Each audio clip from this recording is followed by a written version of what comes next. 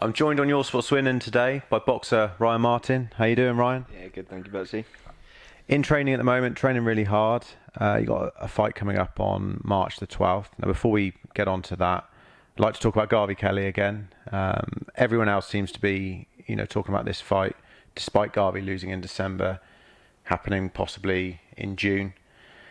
The only person we haven't heard from is yourself, and we don't know whether you're up for that fight or not. So, your thoughts on that one? Yeah, I'm definitely up for it. They've done what we asked. I said I didn't really want the fight December in 2016, so yeah, they brought the fight forward to June. And if he keeps winning, I don't see why the fight can't happen. I think Garvey had a slip up in December. It was a bad performance by his standards. He knows that. I spoke to him on the night, and yeah, it was just one of them nights, really. But I think he's got a lot more than that, a lot more to offer, and everyone knows that. So yeah, I think the fight still sort of gains interest, and yeah, I think it will still sell.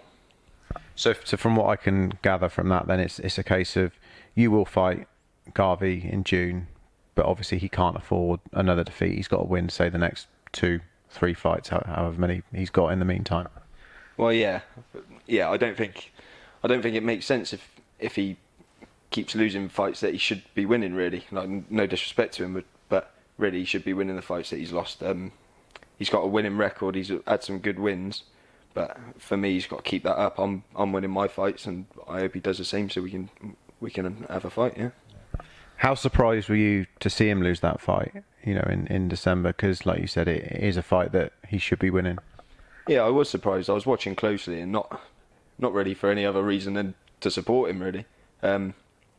Yeah, it did surprise me. I think he just allowed Connolly to sort of outwork him, and Garvey never really sort of put his foot on the gas. But yeah, just one of them nights. You could see after, when I spoke to him, he was sort of a little bit deflated. He knew he didn't perform, and I'm sure he's training hard now to sort of correct whatever went wrong. We'll move on to March the 12th. As yet, I don't think your opponent's been named, but how's training going? Yeah, training's going really good. Trained solid through Christmas and that, because obviously we had a chance of a matchroom call up. We were looking to fight a guy called Ted Cheeseman, but it doesn't look like that's coming off now. And with obviously Rob Brown pulling out in December, yeah, I'm just sort of itching to get back in now. Training hasn't stopped. Feeling fit. Was up with Team GB yesterday sparring. Been up in Bristol with Joe Hughes, Danny Butler. Had Tamuka in the gym. So yeah, sparring sort of 10 weeks out, and we're sparring 6-8 rounds with these boys. So yeah, I'm ready. I just want to get back in now. Yeah. December was frustrating for you, and a lot of things were said. Obviously your opponent pulled out at the last minute, and it was very hard to get another opponent. You've not had your say on that. I know there's a few bits and bobs on Facebook, but explain to everyone exactly what happened there. Yeah, Rob Brown ended up pulling out a week before, apparently. We didn't hear until the Thursday. Obviously, we were fighting on Sunday, so that gives us 2 days to try and find an opponent. The best they could come up with was Ibra Riaz. Obviously, it being close to Christmas, everyone's either booked out on shows or not in the gym fit. So we didn't just want to fight someone unfit. Ibra Riaz was ready, but I didn't see that as a good match for me. I'm trying to sort of step up an opponent. Obviously, we're chasing for the March show. We're chasing Dean Byrne, someone who's held the Irish title and is ranked number 2 at the minute in Ireland. That's a massive step up. Fighting Ibra Riaz, who's a 140-pound journeyman who 2 of Keith boxers have already gone through. Just doesn't make sense to me at all. So people can have their views on it and say what they want, but it doesn't really matter to me. I don't care what people are saying. I know I made the right move.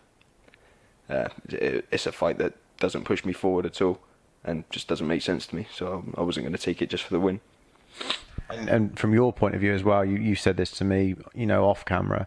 It was about your supporters as well, because you didn't want them to pay £35 for a ticket to see you fight somebody that really, is a mismatch.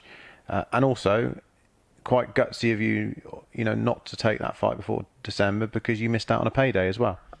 Yeah, yeah, I don't want to sell 80, 100 tickets to let my friends and family come and watch me fight someone who's 5'3" or 5'4", whatever he is, and nearly £10 lighter than me. It's just like Paddy said that he thought that we didn't take the fight because Rich said it was too easy. That wasn't the case. Rich never turned around and said, "Oh, this fight's too easy." But it is a mismatch. Doesn't make sense to me, and I don't want my family and friends paying money to come and see me in a fight like that. I've had my fair share of Kevin McCauley's and people I should be fighting, warm-up fights and progression fights. Now I want to start fighting some decent opponents and having 50-50 fights where people can actually come and see me challenged a little bit. So, yeah.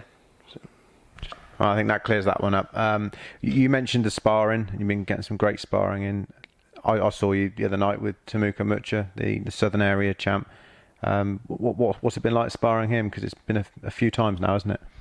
Yeah, obviously we're the same weight, and he's not too far ahead of me really in the pro game. He's Southern Area champion, and yeah, so it was good to sort of see the levels where we're at and the differences, and yeah, I hold my own. I think I can hold my own with anyone really, and yeah, we've had two really good spars. Yeah, he's a class boxer, he's a sharp puncher, and really high work rate. He's fit, so that was a good sort of good gauge to see where I am now in regards to Southern Area champion and someone who is probably going to be looking to go and fight for an English title, and I think I'm there. A few more fights, I think I'm definitely going to be in the mix with them sort of boys. And if and when you fight Temuka, that'd be an exciting fight, wouldn't it? Yeah, definitely. I think he's fought in Swindon before, and he's obviously quite local to Swindon, so he gets decent support. And I bring a fair few to Swindon, so yeah, that'd be a good showdown. So you mentioned you're itching to get back in March. What is the plan for the rest of the year? We talked previously, hopefully, this Southern Area title by the end of the year. Is that still very much the plan? Yeah, I think so. We were hoping that the Southern Area title was going to be vacant because I think Keith put my name forward, and it was sort of the boxing board were pretty much accepting it really to sort of fight for the Southern Area. But obviously him still holding it, I don't know whether he's going to vacate it or whether. But yeah, hopefully towards sort of middle to the end of this year we can start knocking on the door for that. That's the aim. We look forward to that, and in the meantime, keep training hard, and we look forward to seeing you back in action in March. Cheers, Thanks for joining us, Ryan. Cheers.